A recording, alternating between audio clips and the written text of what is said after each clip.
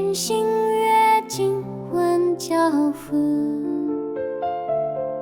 关于基督3个时期，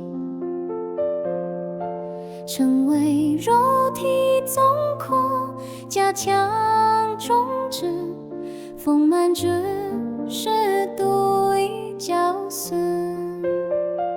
主的怀腹内是生成了肉体，肉体生了死生命的灵，死生命的灵生了7倍加强的灵，目的为要建造教会，成为基督的身体，终极完成新耶路撒冷。我们作圣同工，凭基督在他3个时期中丰满的知识认识，经历并享受。